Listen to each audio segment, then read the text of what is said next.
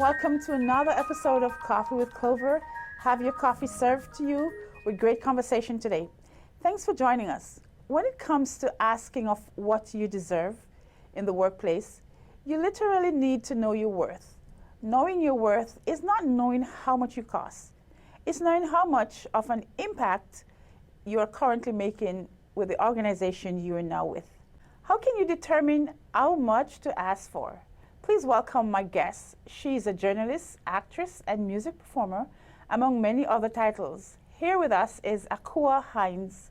Akua, welcome. I just love your name. Thank Akua. you so much, Clover. Okay. I like your name. Thank you. It's beautiful. You're welcome. Now, especially as women in the workplace, Yes. and you may be in a capacity for a number of years, and you want to ask for a raise, but how would you ever know how much you're worth to go and ask for a raise?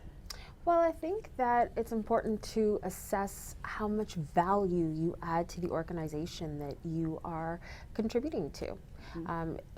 One of the things that you can do is to look and see how much other people are adding, and you can kind of assess and see, well, you think about your experiences, you think about your credentials, you think about your mission statement and whether or not you're following through on your mission statement. Because I think that everybody, whether they have their own business like I do, or they work for other businesses, like I do both. I have my own business and I also work with other businesses. They should have a mission statement about what kind of value they want to add to every organization.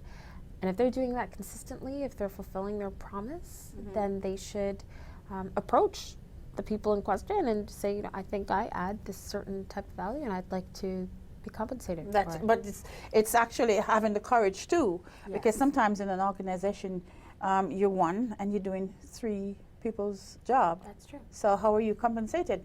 Having said your mission statement, and as a business owner, as yourself, Right. do you put a value on yourself? Because you're doing different businesses, right?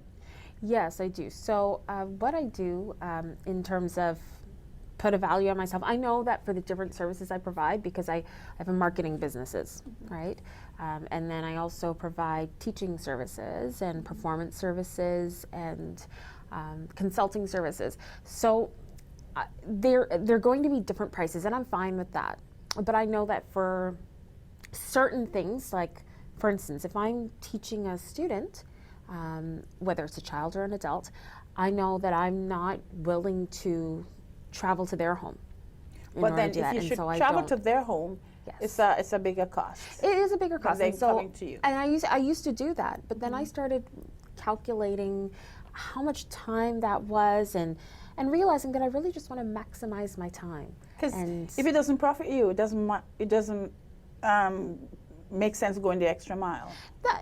And the extra mile can mean different things for different people. For me, I didn't want to have to be in an environment where there might be pets, right? I'm allergic to cats, and I just don't, I don't feel comfortable around pets really on a day-to-day unless they're in a closed space, right? How did you change that to let people come to you?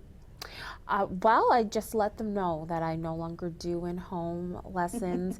I let the schools this private school and private lessons, I let them know too that I'm no longer willing, even though they pay an extra transportation fee, even if they're just down the road, I'm just not willing to do that. I don't see why I should leave my environment where I've created an office space and a learning space where the right tools are there, and where I don't have to travel to go and travel where, I already have what they need so they can come to me. But then after establishing what you had, and now you have to pull back, how do you compensate? I just, I thought about that, and then I realized that, when one door closes, another one opens. So that's what I did. I just let people know up front, that is what I'm willing to do. I'm willing to give you instruction either in the studio space or in my home studio space, but not at a student's home. Now, when it comes to other aspects of my business, I am willing to travel to certain. So if somebody wanted to book a party with me where I showcase the romance products that I sell, I'm willing to travel anywhere to do that, because the business is different. And I realize that it's not an every week type of travel. It's just at this particular one time. And I'm willing to do that because that's what the business calls for. So one time would compensate for the days that you're not going. That's correct. Okay. So I have to measure it that way, and I have to really, and it takes soul searching, Clover. It takes soul searching to figure out what makes the most sense What for makes the the most situation. sense. But then because it's yours, Right. you're not putting a value on it. You're probably going at it based on what your needs, your daily needs that you have to accomplish. Well, I am putting, I'm sort of combining emotional value and time value and just personal values in all of those decisions. I think about, is this something that I feel comfortable doing? Is this really a good reflection of my value and time, of what I feel my time is worth? And I think just having the faith that things will work out when you're doing what you're supposed to be doing it and how you're supposed to be doing it, that's helpful too. Have you ever found that you would probably want to be eliminating one of your job aspects? No. So nothing else you'd want to add? There are some things that I want to add, but I feel that there's a way to make it all work. And I think that just knowing that and seeing how other people have made it work gives me the confidence to do it. It really is about designing your life. Designing your life and Yes. Going step by step, Yes. make it work. Did you do a design and make sure you go step by step, or you just play it by ear? Well, I have a date book, and I use the date book. I know that we have our electronic devices that can help us to make those plans, but I like writing things down. So you write things down, you make it happen. So you know in advance what you're going to be doing. Yeah, I normally do a to-do list, a daily to-do That's list, good. and whatever doesn't get done today goes over on the next day. But then That's I try right. before the end of the week that everything is eliminated. Yes, and I do something very similar. And I also try not to make myself feel too badly for not accomplishing that task that I had put for one day. I just put a star next to it, and then I write down on, if it's today, then I write down, okay, well, remember to look back at last Tuesday's star and make sure that you accomplish that. And then I put a check mark next to the tasks of the day, and that you have lets me know. accomplished. Yes. How does that make you feel? It makes me feel good. It makes me feel accountable, because I really do believe that a tracked goal grows. When you are tracking something, it starts to come together. But if you're kind of not really focusing on it, nothing's going to happen. Because if you track it, ideas come along the way. That's right. And then you build on it, and you build on it. That's right. Yeah. So then basically it's not how much, like you cannot put a value on how much you're worth then. That's Yeah. correct. That's Your correct. capabilities sometimes says it all.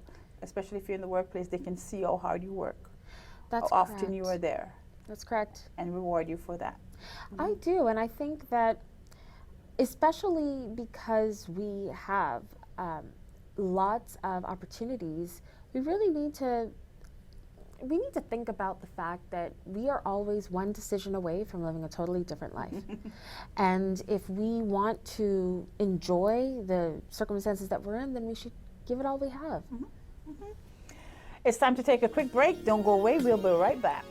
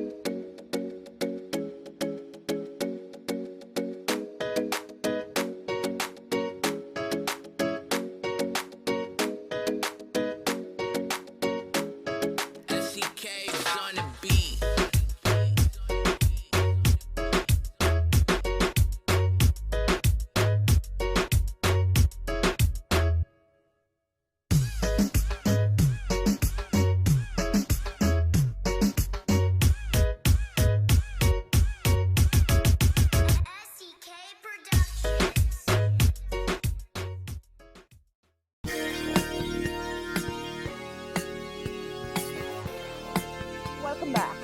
Well, in the news lately, a student in Texas was dismissed from attending his school graduation because of his dreadlocks.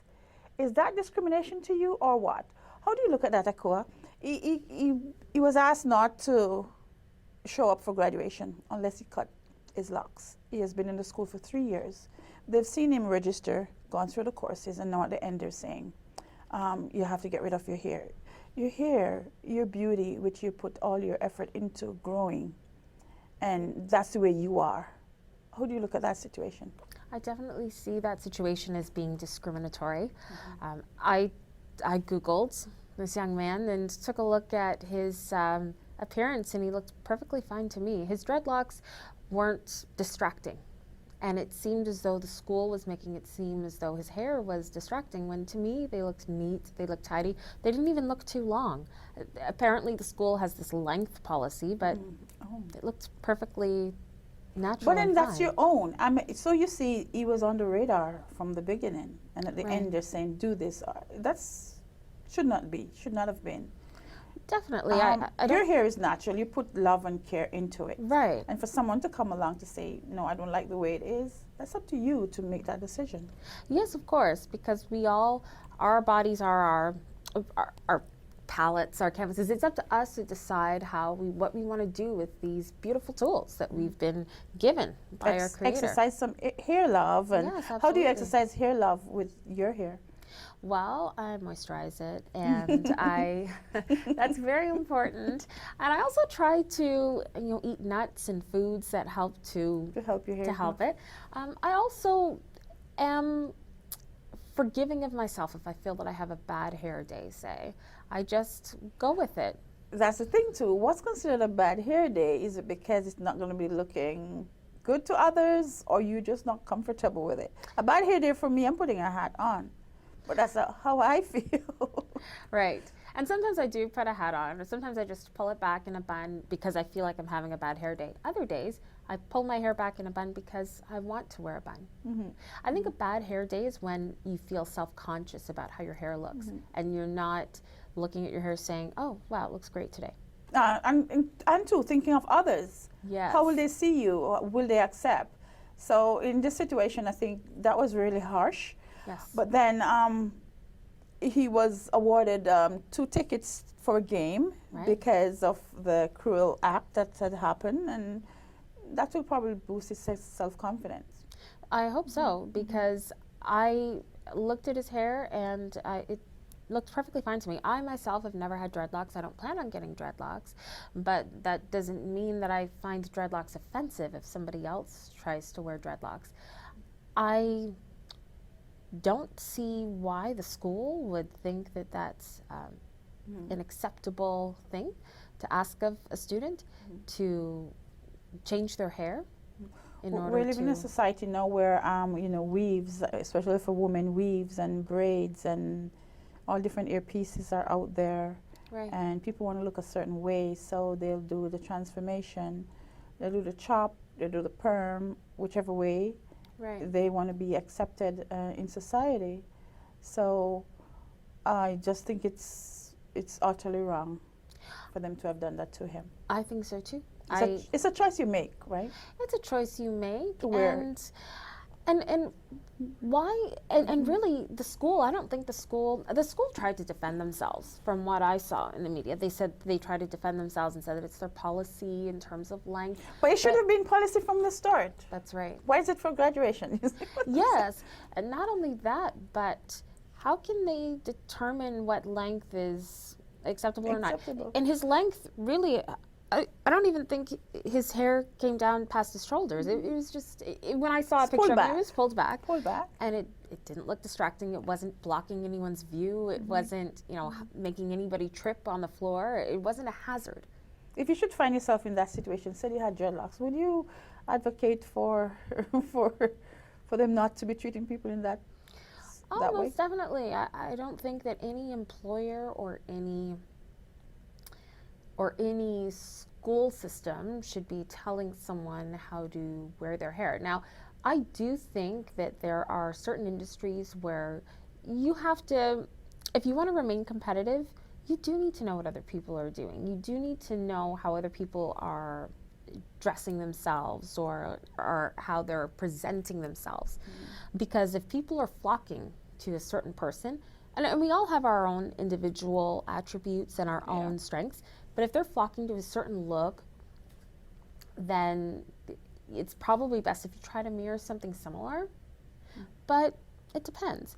I mean, all we have to do is look around us, and I would never expect to meet with a real estate agent, for example, and them wearing, ripped jeans and a t-shirt, right? And if they're they do, always going to... Yeah, I know, present themselves according. Right. But if they do, you're still going to be talking about the house you want to purchase or that you... Absolutely, as long as they know their stuff and as long as they are, they're working to do the best they can for me. I remember discussing it with some folks, and they were saying it's like a culture attack, and this is one way to get at folks who sport their natural hair and sport it in the form that it is. I think so too. Because even if it was a different culture, the hair is of a certain length. What are you going to do? Tell them the same thing, cut it off? Why should I cut it for you? That's right, and I don't believe that, I could be wrong, but I don't believe they would say that to a girl whose hair was that length, right? Or a girl of a different culture. Is it because the norm for girls to wear their hair longer and men should have been shorter, but then it's a choice that you make? That's right.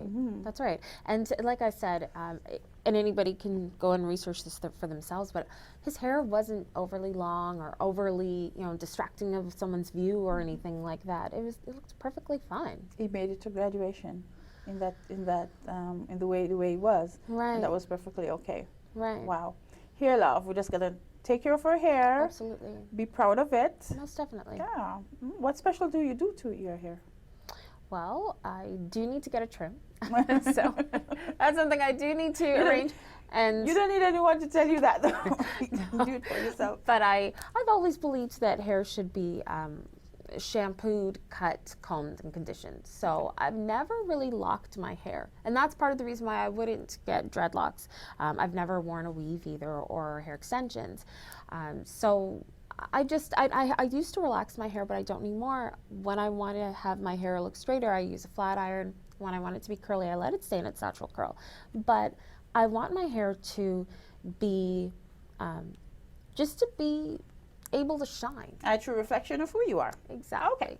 It's time for us to take a quick break. Don't go away. More coming up.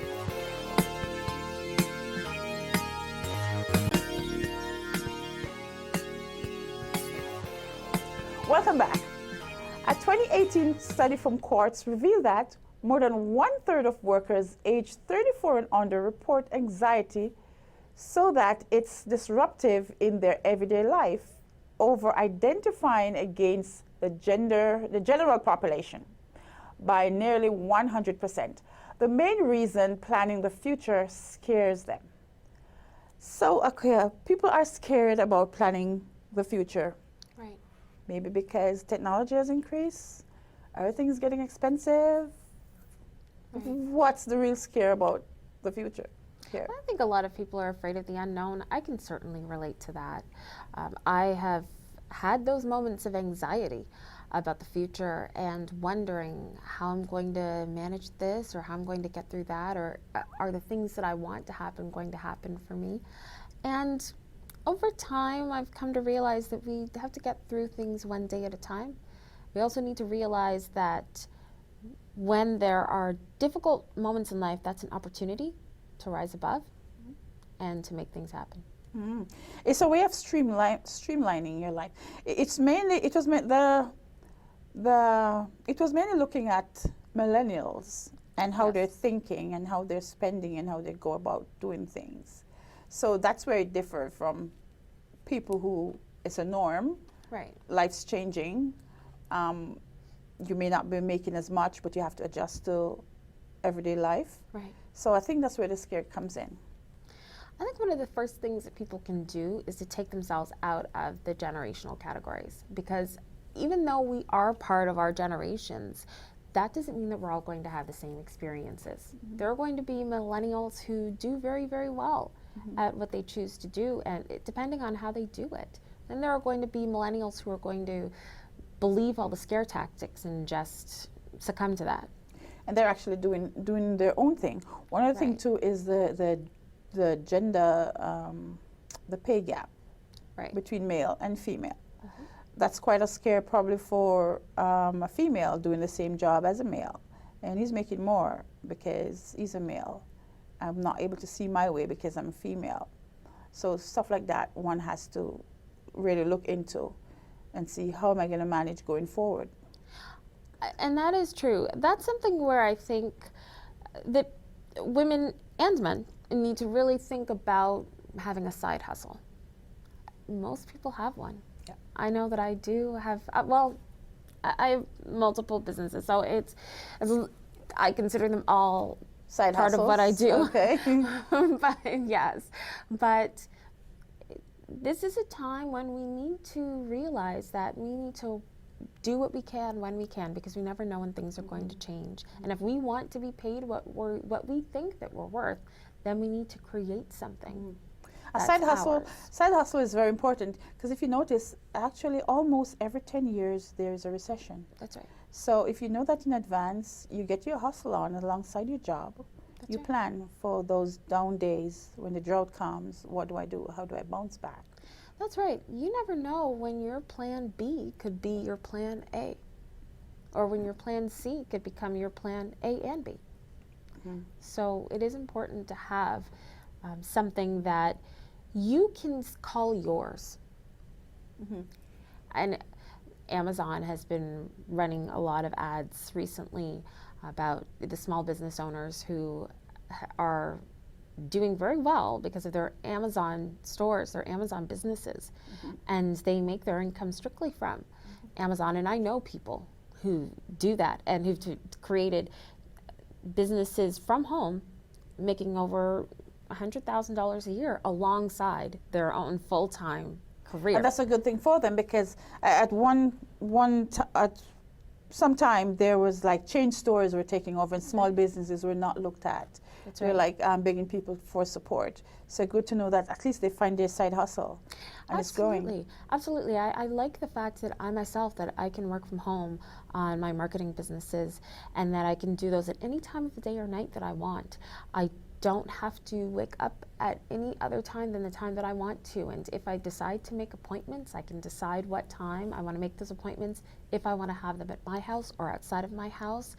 It's a wonderful thing. And I think that people need to understand that those options are available to them too. You can't do that with every single career, but whatever career that you choose, if you want. I was actually just speaking with someone who I reconnected with. We reconnected over Instagram, and she used to work in the military, and now she is a coach, and she works from her home, and she said that she doesn't want to ever go back to working outside of her home unless she wants to, and she just made that a non-negotiable.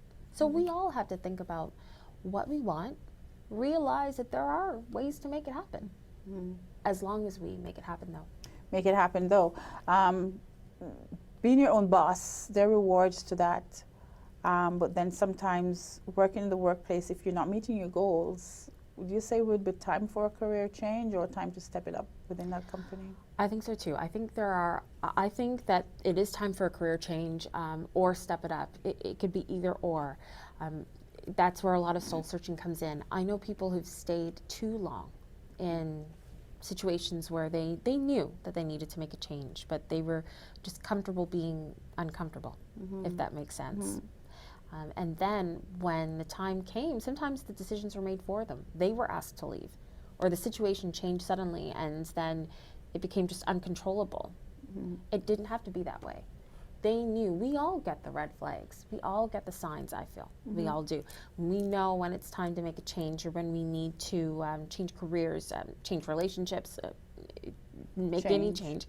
And if we're ignoring those warnings, well, that can be detrimental. Yeah, change is good, but the unknown, because the uncertainty, some people are scared of making the change. I remember speaking with a HR manager, and she said, every 5 years she does a job change. She keeps changing. So is that a deliberate change? that's deliberate. She said she finds she will stay with a company. If she goes to a new company and they are downsizing, she's likely to stay until her 5 years is up, because she's coming in with all her expertise. So it's advised to change every 5 years. But then there are people, you're comfortable, you stay with one company for 20 years or 20 years or more. That's good growth still. But for 5 years, would you be doing a job every 5 years you'll be changing? What do you think? Me? Unless it's within this field that you love.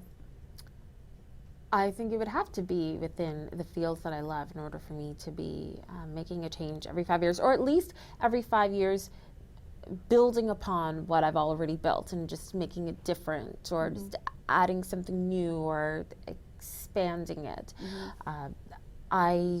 I don't think that I would deliberately change careers every 5 years unless I really wanted to. And now we live in a time where it's very common to change jobs. A lot. There's so many choices out there. Okay. And there are a lot of choices. Okay, we have come to the end of today's show. It was a pleasure sharing with you. Thanks for watching, and I'll see you next time.